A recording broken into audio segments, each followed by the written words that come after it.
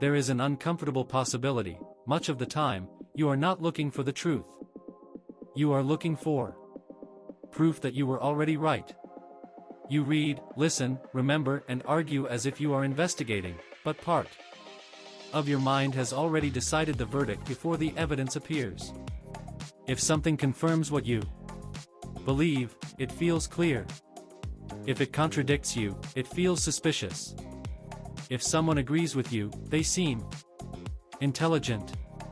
If someone challenges you, they seem confused, manipulated, or dangerous. The problem is not that you are weak. The problem is that your brain does not treat your beliefs like simple ideas. It treats them like part of you. And when an idea becomes identity, changing your mind can feel like dying a little. We like to imagine the mind works like a neutral judge. That it listens to arguments, weighs evidence, and decides calmly. But much of the time, it works more like a defense attorney. Its job is not to discover what is true. Its job is to defend the client, you. That is why you can detect flaws in other people's arguments with brutal precision while missing huge cracks in your own. That is why an uncomfortable statistic feels false before you examine it, while an anecdote that helps you feel sufficient. The mind does not only process information. It negotiates it. It bends it. It arranges it until it fits the story it is already protecting. Confirmation bias is the tendency to seek, interpret, and remember information that confirms what we already believe. But said that way, it sounds too academic. In real life, it looks like this: you search online until you find the answer that calms your fear. You remember the moments someone failed you and forget the moments they showed up. You see one small signal and turn it into final proof. You read a headline and do not ask whether it is true, but whether it is useful. Confirmation bias does not always shout.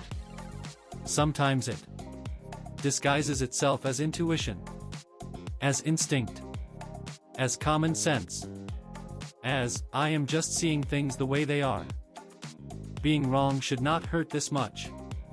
In theory, discovering an error should be good news. It means you can now see more clearly. But emotionally, it does not feel that way. It feels like shame, like loss of control, like a threat to the image you have of yourself. Because many beliefs do not live alone. They are connected to past decisions, friendships, pride, money, time, sacrifices, and wounds. If you accept that a belief was false, maybe you also have to accept that you defended something that hurt you. That you attacked someone who was right. That you lost years inside the wrong story. So the mind often prefers to protect the error rather than face the grief of letting it go. An idea becomes dangerous when it stops being something you think and becomes something you are. You no longer say, I have this opinion. You say, without saying it, if this opinion falls, I fall. This happens with politics, religion, relationships, money, trauma, family, success, failure, and self-worth. Someone can defend a destroyed relationship because accepting the truth would mean admitting they ignored signs for years. Someone can defend a career they hate because accepting the truth would mean facing that they chose out of fear. Someone can defend an image of themselves because beneath that image there is an insecurity they do not know how to touch. When belief supports identity, evidence stops entering through the front door. Before, you could avoid some uncomfortable ideas by changing the conversation. Now you can build an entire world where almost no one contradicts you. You follow accounts that speak like you, watch videos that confirm your suspicions, read comments from people just as convinced. And every repetition makes the belief feel less like a possibility and more like obvious reality. An echo chamber does not only show you what you want to hear. It makes you feel that all the intelligent people are already on your side. Disagreement begins to look not like a difference in perspective, but like a sign of stupidity or evil. Learning becomes almost impossible, not because there is too little information, but because there is too much confirmation. Algorithms do not need to know who you are in depth. They only need to know what keeps you watching. And few things hold attention more than a threatened belief. If a video makes you angry, you stay. If a title confirms your suspicion, you click. If someone represents the enemy in your story, you watch until the end. Little by little, the system learns not only your interests, but your defenses. It learns which fear to activate, which enemy to show, which version of the world makes you feel alert and superior at the same time. And when that happens, your feed stops being a window.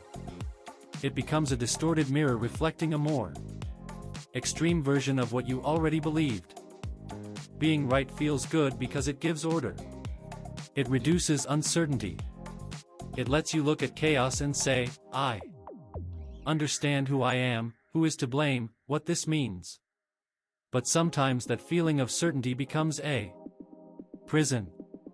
If you are always right, you never have to examine your role in the story. You never have to apologize. You never have to change. You never have to admit that your favorite explanation is also keeping you trapped.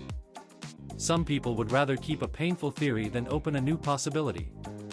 Because a new possibility demands movement. Certainty, even when it hurts, lets you stay still. There is one question that can open a crack in the system. What would I need to see to change my mind? If the answer is nothing, then you are no longer holding a belief. You are protecting an identity. Another question is, what part of this idea benefits me emotionally? Maybe it lets you feel innocent. Maybe it lets you feel superior. Maybe it helps you avoid a difficult conversation.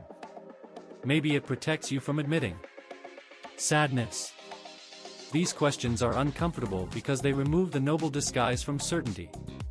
They show that some beliefs survive not because they are true, but because they serve a psychological function. Thinking freely does not mean having no beliefs. It means being able to hold them without turning them into armor.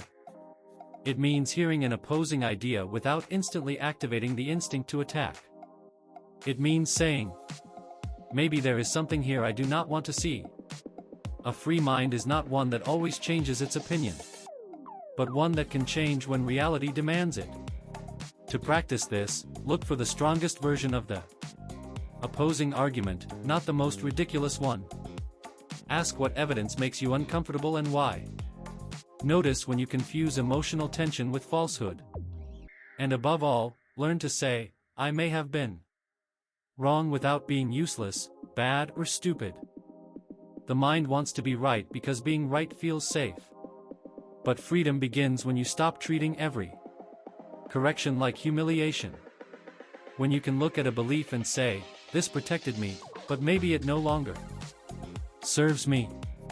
When you can thank an old explanation without continuing to live inside it. Maybe truth does not always feel like clarity. Sometimes it feels like threat before it feels like relief. Sometimes it first breaks the story you used to survive. But if you have the courage to pass through that moment, you may discover something almost everyone misses: you are not your beliefs. You are the awareness capable of examining them. And that difference can change your entire life.